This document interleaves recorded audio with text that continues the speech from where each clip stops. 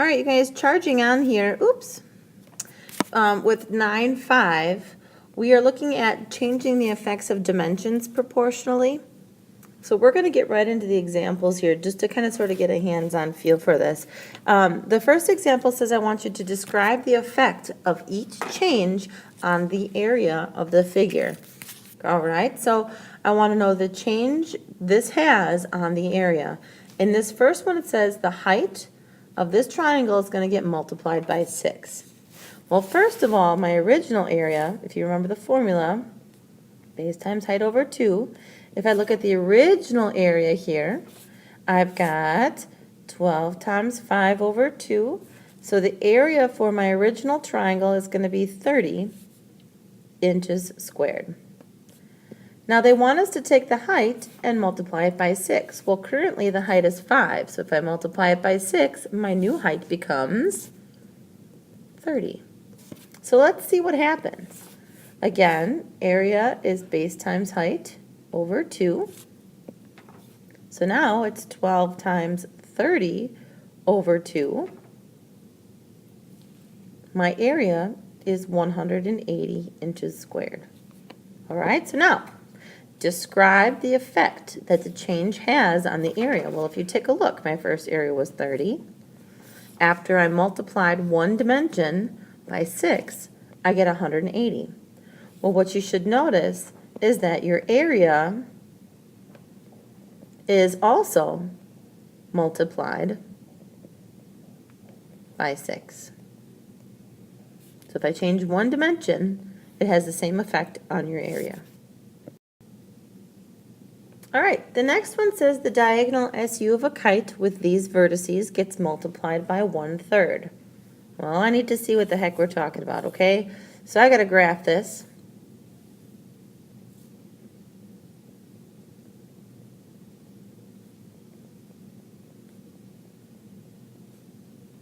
All right, first things first, my vertices, I've got at 2, 2.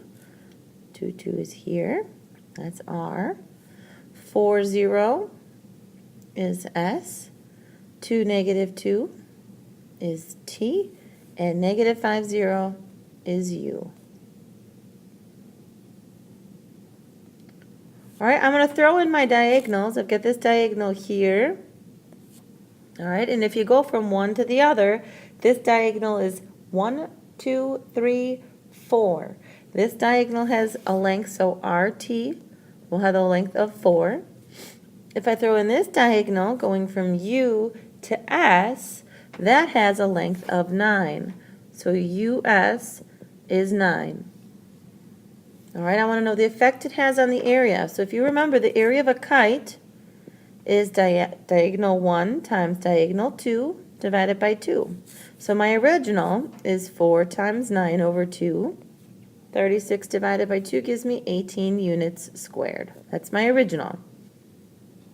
Now I want to describe the effects it has on the area if I take diagonal SU, and it's US, and then multiply it by 1/3. So if I multiply this by 1/3, I get another diagonal of 3. The length becomes 3, so it shortens. So again, to find my area, diagonal 1 times diagonal 2 over 2. That gives me 4 times 3 over 2. Oops, it's times. So my new area is 6 units squared. So describe the effects. Again, I changed one of the dimensions here.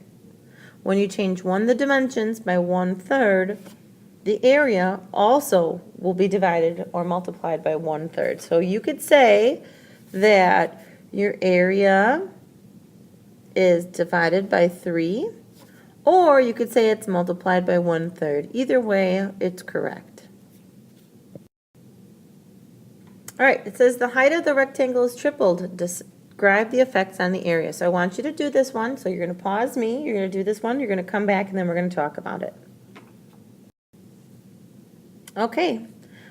What you should have noticed is the first one, area base times height, gives you an area of 28.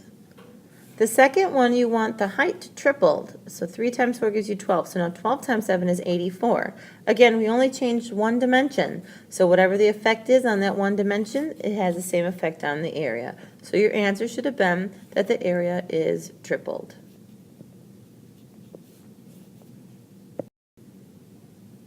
All right, so we're moving out of just talking about one dimension here, and we're going to go into multiple dimensions and see what the effect is on the area as well. But something that I want you to remember, this helpful little hint here, if we change the radius of a circle or the side length of a square, that means the entire figure changes proportionally. The reason why? Well, there really only is one thing that determines the size of the circle, that's the radius. And for a square, both sides are the same. So if you change one dimension, you're going to change the other dimension as well. All right, so let's just do the first example here. It says describe the effect it has on the area. Okay, so we're still rolling with the same thing. It says the base and the height of a rectangle. So I'm going to have a rectangle here. Base is 4, height is 5, clearly not drawn to accuracy, but you get it. All right, I want to know what happens if both of these are doubled. If both are doubled. All right, well, first things first, to find the area of a rectangle, it's length times width, or base times height. So that's 5 times 4. Okay, so your area is 20 feet squared. Now remember, I want to do both doubled, so that makes this 10, and that makes this 8. Again, area is base times height, or length times width. I get 10 times 8. That gives me 80 feet squared. Now this is different. It's not just doubled. If I double 20, I get 40, right? All right, so we just didn't double it. So what happens is when we change both dimensions, we change the outcome here. What really happens is that the area,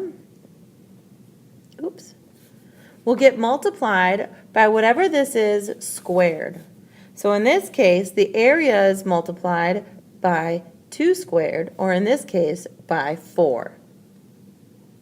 All right, so if it's doubled, it would have to be multiplied by 4 or 2 squared.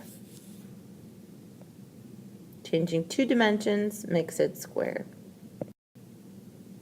All right, in this next one, I want to know the effects it has on the perimeter and on the area. So in this case, it's circumference, right? So let's start with circumference. I know to find the circumference of a circle, the circumference is 2 pi r.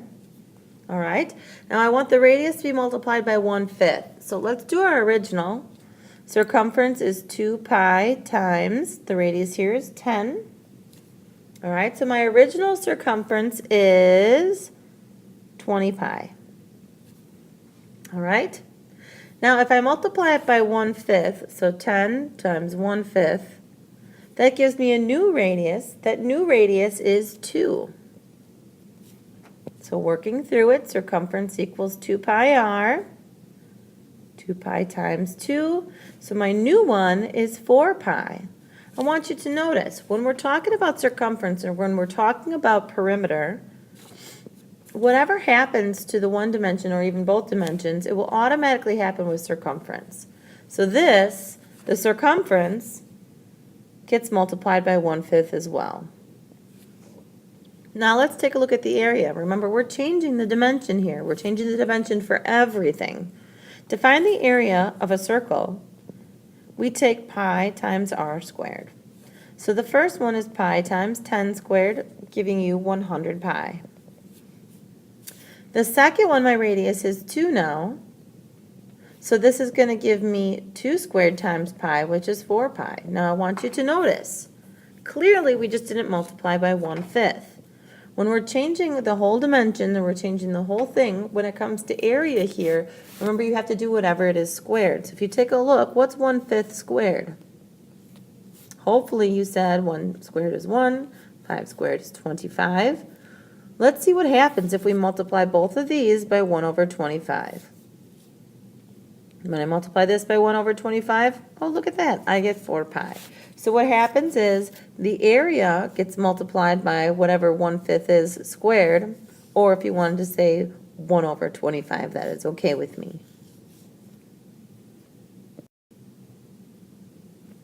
All right, so it says the base and the height of a triangle with these vertices get tripled. Describe the effect on the area and the perimeter. Well, let's take a look at what it actually looks like here.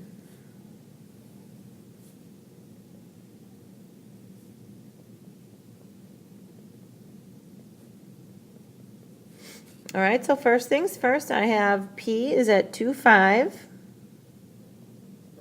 I have Q at 2, 1. And I've got R at 7, 1. So here's my triangle. Now we could figure out our dimensions by counting. If I count, that makes this 4, and that makes this 5, right? All right, so we're looking for the area change and the perimeter change. In order to find perimeter, we have to add up all the sides. So I'm going to use the Pythagorean theorem here. A squared plus B squared equals C squared. So we'll do 4 squared plus 5 squared equals C squared. And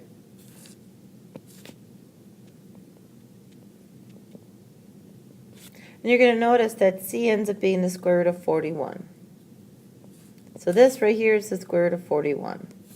So let's talk perimeter.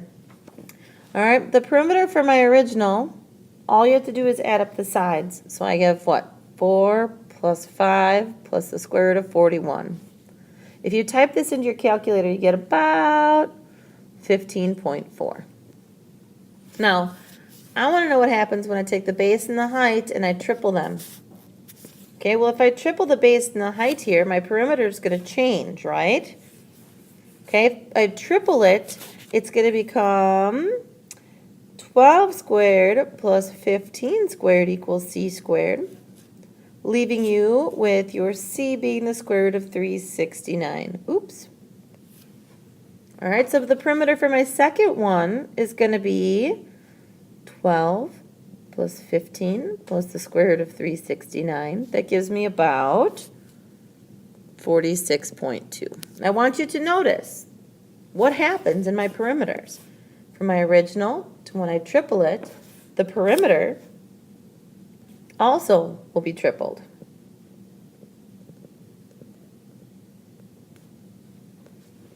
All right, let's take a look at our area. Remember, area is base times height over 2.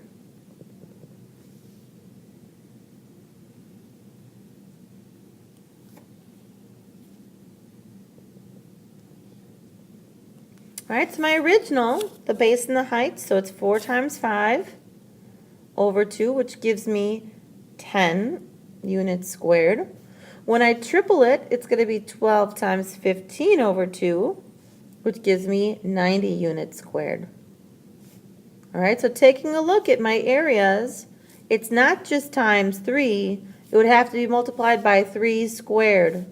Okay, so the area is multiplied by 9, or if you want to do 3 squared, that's fine. All right, so all in all, when the dimensions of a figure are changed proportionally, the figure will be similar to the original. All right, so let's talk about it. Change in dimensions. If all the dimensions are multiplied by A, well, what happens to the perimeter of the circumference? It also gets multiplied by A, whatever the factor of A is. The area, well, it doesn't get multiplied by A, it would be multiplied by A squared. It would be very nice for you to remember this. All right, you guys, it's going to be helpful for you. Make sure that you write down your questions because I know you're going to have a ton, and we will talk tomorrow.